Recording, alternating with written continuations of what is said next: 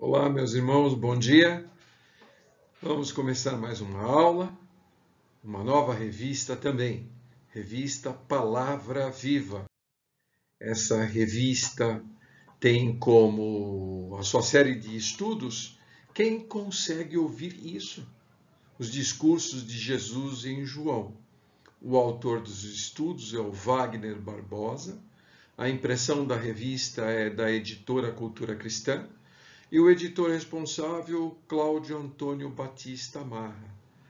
Então, vamos lá e falando a respeito da nossa aula, né? De quem consegue ouvir isto? A hora da peneira, o ensino não é meu. Então, apenas para a gente voltar um pouquinho a respeito da aula, da lição número 3, sem fome, sem sede, que teve como texto base João 6, de 41 a 59, e quem lecionou essa aula foi o nosso irmão Josival, né? A lição número 4 de hoje, a hora da peneira, né? Tem como texto base João 7, de 14 a 24. Recomendo que leiam, né? Para que a gente possa continuar a aula, ou seja, dê uma paradinha, vai lá na Bíblia, leia o texto e volta aqui para ouvir essa aula, ok?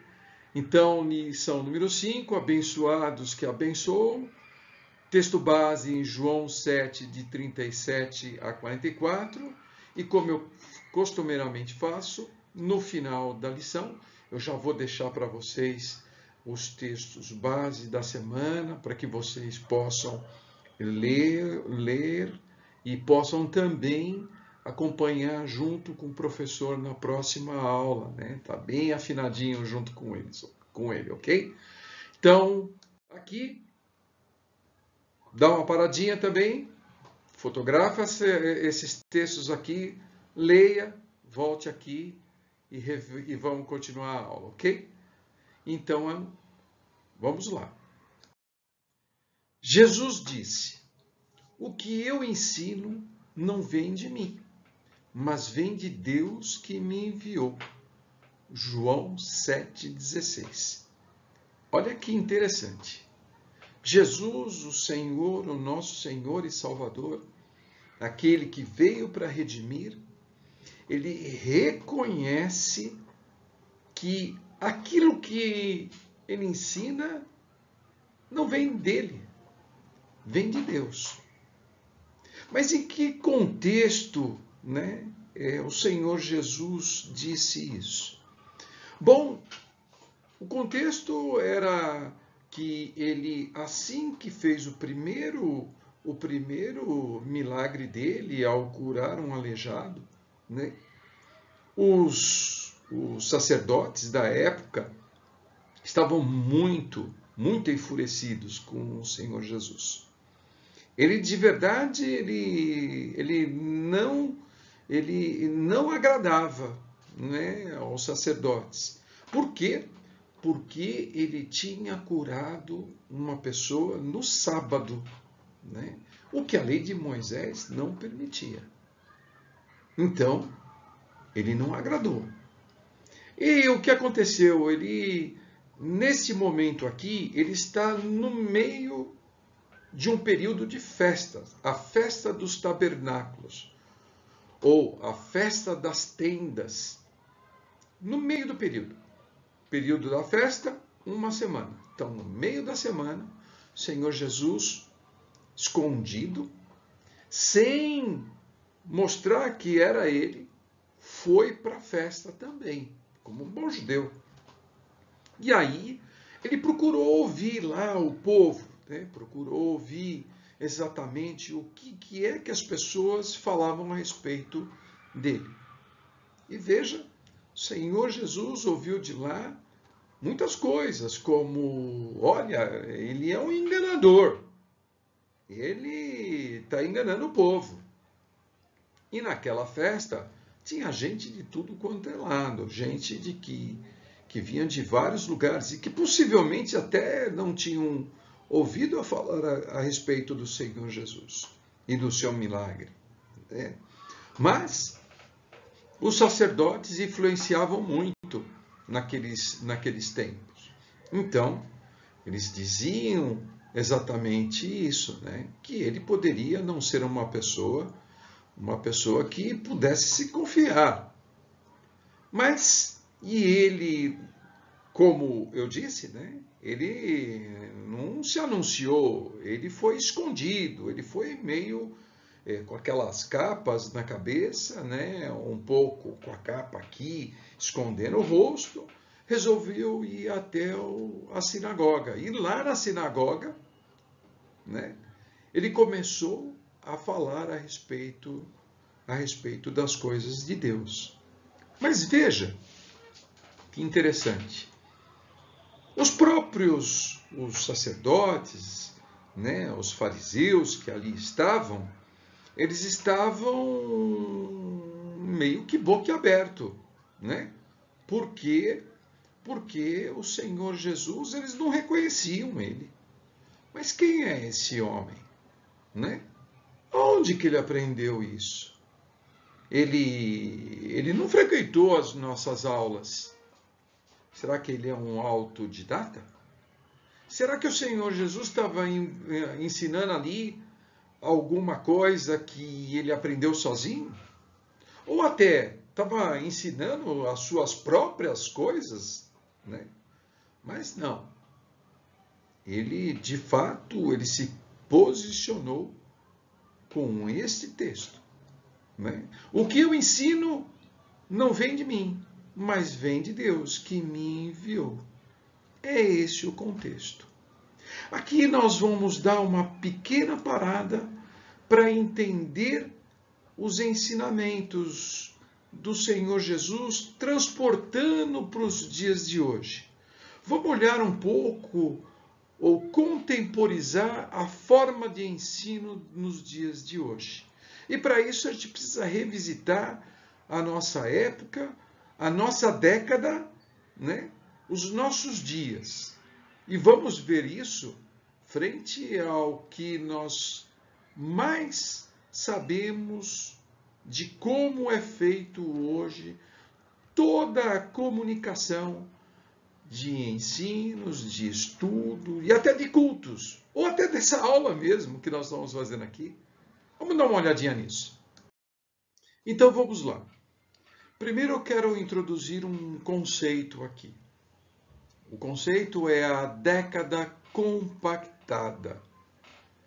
E como resultado dessa década compactada, nós vimos surgir, entre muitas coisas, entre várias situações que produziram uma agilidade no surgimento de novas técnicas, conceitos, tecnologia, mas um em particular eu gostaria de focar, o marketing digital.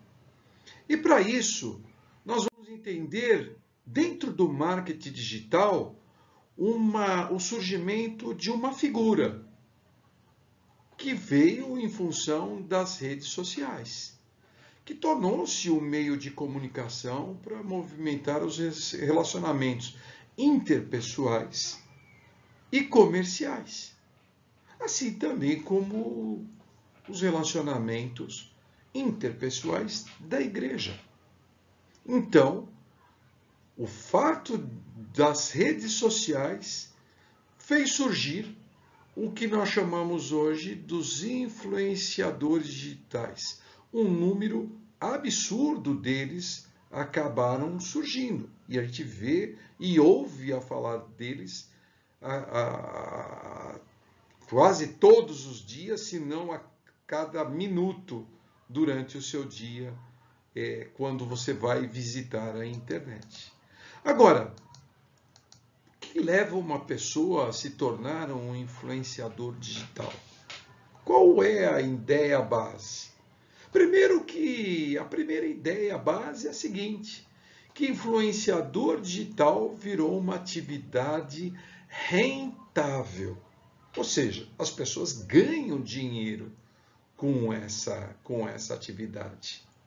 E qual é o principal métrica para você monetizar esse influenciador? Bom, principal é o número de seguidores que ele tem. Ou seja, as pessoas que quanto maior número de seguidores, mais eles vão ganhar. Mas não somente isso. O número de impressões que ele provoca na internet. A opinião dele, aquilo que ele diz sobre o assunto que ele escolheu como a sua principal fonte de informação, é a maneira e como as pessoas, os seus seguidores ou não, acabam sendo provocadas por esta pessoa, né? Eles acabam tendo um certo ganho de rentável, né? De dinheiro de fato. Eu vou dar um exemplo esses dias. E vou dar, na realidade, um mau exemplo. Um certo jogador de futebol, um certo jogador de voleibol, ele produziu uma informação discriminatória dentro de uma dessas redes sociais, né?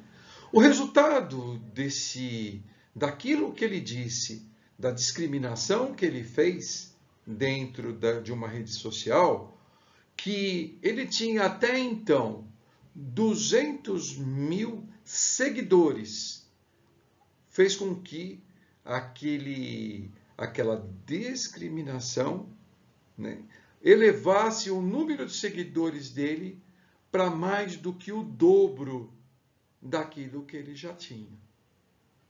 Isso, na realidade, é traduzido como sendo um mau influenciador digital. Mas vamos voltar um pouquinho a respeito do influenciador digital e da sua principal característica, né? Afinal de contas, um influenciador digital, ele é também um comunicador. Ele é principalmente um comunicador. E para a gente não denegrir apenas, vamos dizer também a respeito de algo que é importante. Um comunicador, ele é um profissional da comunicação. Muitas vezes uma pessoa que é dotada, né, para se relacionar com o público. Ou seja, tem o seu lado, como em todas as profissões, não é? Tem os seus bons exemplos, que é a grande maioria, mas tem os seus maus exemplos. E por uma certa deturpação dos dias de hoje, os que são maus exemplos, como o caso desse jogador de vôlei, né? Ele fez aumentar o seu número de seguidores, veja só, com mensagens de ódio, de desinformação, de deturpação de conceitos. Olha só que interessante. Mas isso também não é somente por este caso, não. Vamos trazer agora para a nossa realidade, para aquilo que nós gostaríamos de mostrar, o que é comunicar, né? Ou de uma forma saudável, de uma forma diante de Deus, os preceitos e aquilo que está na Bíblia, dizer aquilo que está na Bíblia.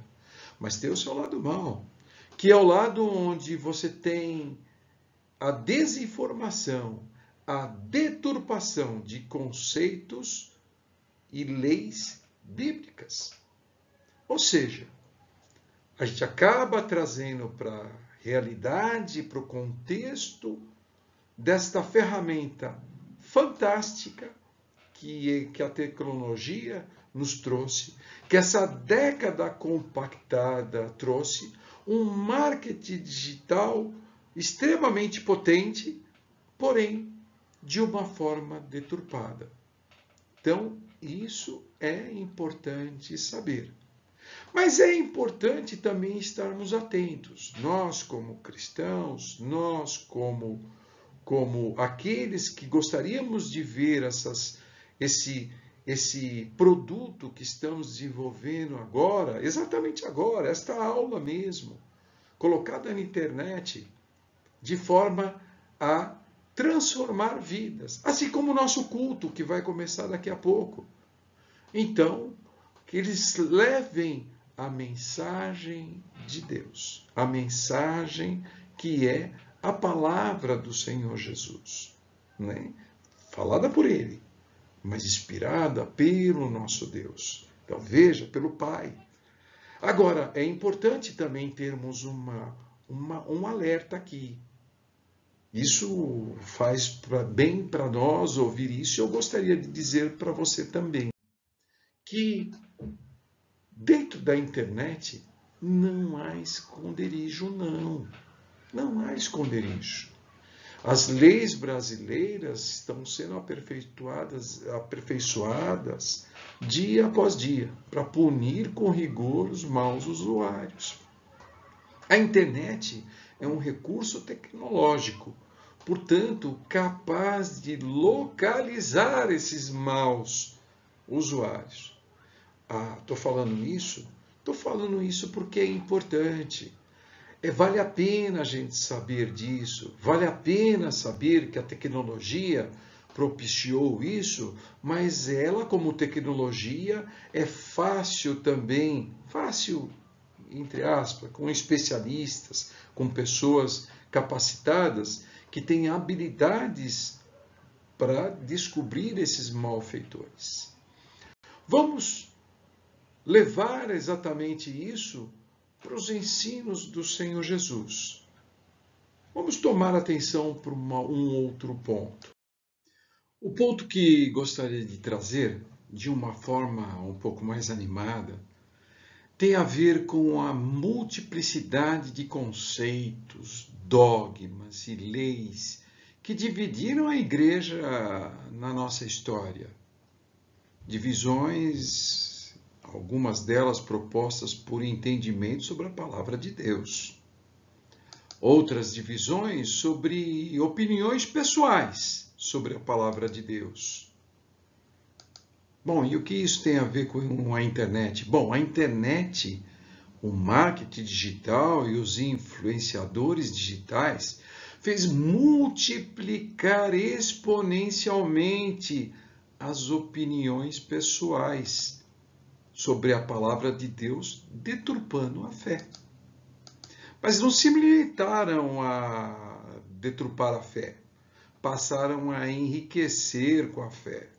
Passaram a utilizar seus seguidores como massa de manobra para os seus interesses pessoais. Isso porque há uma oferta de ouvidos e há uma demanda de discursos. O que quero dizer com isso? O que trata Efésios 4,14. Eu vou ler para vocês.